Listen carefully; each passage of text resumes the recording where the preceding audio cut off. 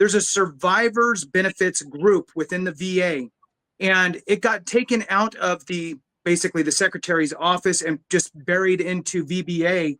And they went in and they grabbed that group out and put it back into the office of the VA secretary, essentially having a seat at the table for, survivors. And, when you're filing for survivor benefits, it's a very complicated and stressful and the worst time for people. And so I'm really glad that they did that. Now, what I'm looking at here is there's a lot of moving pieces.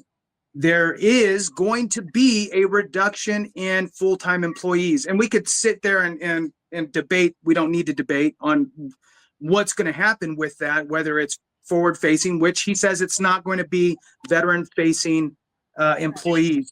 And that's a good thing. And he's been doubling down on that. He also doubled down on the fact that it's not necessarily going to be 80,000-ish. That's the goal. That's the target. It could be less.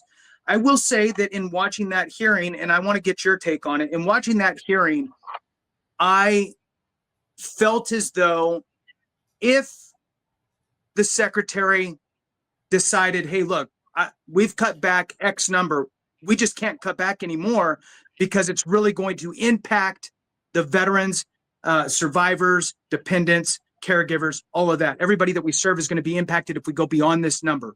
And I think he would draw a line in the sand and plant a flag there and hold the line, so to speak. At least that's the feeling that I got. I know that, from the federal perspective, it is it's across the board. Everybody's got to try to hit this goal.